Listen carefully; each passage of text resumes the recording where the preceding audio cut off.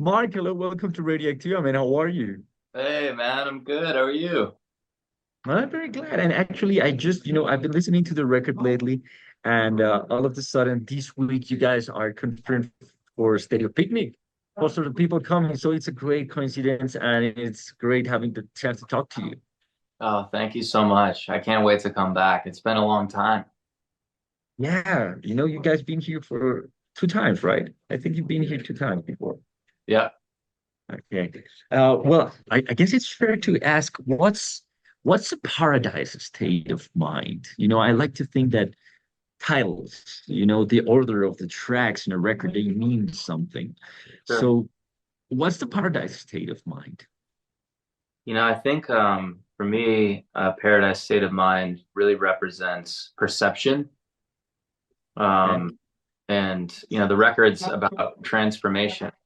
And so and it's about a lot of things, but in a one-word answer, I would say it's kind of about transformation. But it's like we're living in such a time where we have a million choices. Every day we pick up our phone, we open it up, we're hit with a headline that's usually terrifying. Something happening around the world, that's some disaster. There's a meteor that's about to blow up the planet every 5 seconds. Um, we have algorithms that are tuned to exactly to each one of us. So we all have our own algorithm, and which has created a lot of people that are divided and think about different things. And we can easily, I know for myself, it's like I'm addicted to my phone, even though I don't want to be. I could just be doom scrolling when I'm bored. And that's a new thing. Civilization lived a long time without it. So it's this new thing that humans are kind of having to figure out and adapt to, for better or worse. And over the last few years, for myself, um, perception was something that I had to focus on, which was like, I have a choice in the morning when I wake up. Do I want to open my phone, let this thing take my imagination into the darkest place ever, take me out of the moment, take me out of what's around me in my real life? Something that I can't control, some politician that I can't control, some war that I can't control, or or I can make a choice to be present, to love the people around me, to remember that the world's a beautiful place. And that's a choice, it's a choice that I have to make every day. And so I think on this record, that was something that I explored a lot, which was just kind of that conversation of hope, choosing to be hopeful in spite of being surrounded by fear.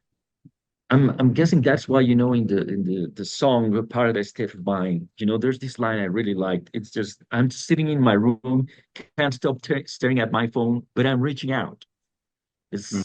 Is that a sense of necessity? You like, do we need to disconnect, or are we just trying to connect, being too much in here? Mm. Well, that's the question of the century, my friend.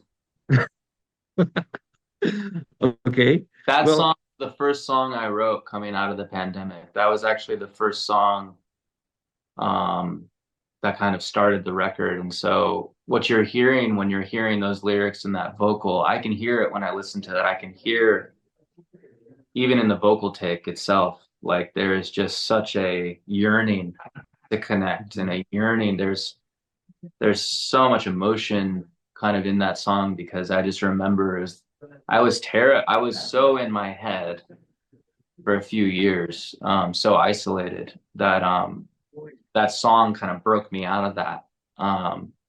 And which so it's suiting that it's the title track, that is Paradise State of Mind, because that song was really the vehicle that pulled me out of the isolation and kind of gave me the I guess the like freedom to start writing the rest of the record. Um, but yeah, but I mean, we're all trying to connect in different ways, and I feel like yeah, humans are very like we're fragile creatures, and these apps, social media, and all that stuff, they're designed to hack our brain. It's like extremely addictive. Like it's incredible how it's hacked our dopamine reward center. And there's all these documentaries about it, and you know, it's like everybody knows about it, but like it's hard to step away from it. And kind of what I've found over the last few years that made me feel better. I always feel better when I would go for a walk. I would sit outside on a bench. If I would do these things and disconnect, I actually felt better.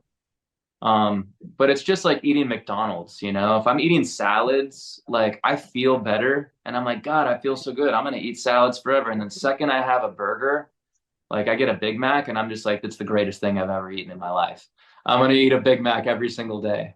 And then I'll just like, you know, it's so hard to stop and go back to salads after you know what a Big Mac tastes like. Oh, there's, there's lots of things going on in this process that you're just telling me about. I'm guessing that's why it took, so long. It took you like 7 years, guys, to come with this record, right? Well, not exactly. I stepped away from music kind of to get healthy, and to disconnect from we've been touring for so long, um, and it got to a point to where I needed to kind of put it down and just live, you know. And Mm. it's so funny, like I think, you know, as an artist, it's like there's an external pressure to just keep going and just to play every night and just to, you know, and it's a beautiful gift of a life. Like this is the life that I chose. It's the life I wanted. But I think within that, I needed to, it was going to kill me. Like I know that it was going to kill me, um, because of my relationship to it, um, was, you know, it ended up just, yeah, I just needed to step away from it for a minute. And so I wasn't working on this record for 7 years. I was living life, letting things in and growing internally. And then I would say that I started to work on this record seriously, in 2022, when I was kind of like, okay, I feel like it's time to get back in the studio and, you know, connect with people again. Look, they're just letting me know that we have just like 3 more minutes. So I'm just going to throw a few more things that I really loved about the record. I wanted to ask you about it. There's like a 2 minute trumpet solo at this end of a song. How Yeah. did that happen? Because it's not something common that you will find in a song. And Yeah. it's like a 5 minute song, but the trumpet is two. Yeah. Yeah. How did So that my happen? friend Stuart Cole, who played that trumpet solo, and he did this. I extended the end of the song so he could get lost in his space and just vamp. And I intended on comping his trumpet and making it shorter. You know, I didn't intend for it to be that long. But then he played this take that was so phenomenal where he transcended. And I just told him afterwards, he had tears in his eyes when I came in. I've known this guy for a long time. I've never seen him emotional like this. He went to a completely different space through his horn and you can hear it. And I said, Stuart, I'm not touching that. I'm not going to change it. I'm going to leave it. What you just did was magic. And I'm going to actually bring in instruments around it. And so that's how that, you know, he did something really special that day, and I just wanted to honor it and leave it on the record as is. I loved it because it's so unexpected, to have that particular thing just going and going and going. And like you're usually waiting for something to be really fast, go to the hook. And I'm like, I'm loving this part. I want to see how you guys perform that on the show here at Festival Estéreo Picnic. And one more thing before we go, the video for Chasing Low Vibrations, there's this image going on. And funny enough, the kids with the Oasis shirt. How was that? Yeah, we're like the Simpsons, man. We predicted it. Is that, I mean, it was funny, what just I watched just like 2 days ago and just, seeing these images come over and over and over again. And all of a sudden I had to pause to see like, are those kids with the Oasis t-shirts? That's It's just amazing. like the you know, yeah, it's, gotta look at things into the different perspective. But how did you guys put up that video? Who directed it? How did it work? We were playing around. Yeah, I don't know. I felt like a lot of this record was kind of, there's certain feelings of nostalgia in this record, and I think with Take Me Back and with Chasing Low Vibrations, going through some like found footage and kind of that really celebrated humans, that like really just like real, authentic, just people being people felt right for those songs, So I'm glad you dug it. Yeah. And it's awesome that Oasis is back. It's good for music. It's good for all of us. If those two brothers can get along, we can all get along. That should be the lesson. Absolutely, man. Absolutely. Mike, thank you very much. It's been great talking to you. Looking forward to see you guys in Festival Estéreo Picnic. And of course, great record. Loving it here in Colombia. Have fun and we'll see you in next year. All right. Thanks so much. We'll see you soon.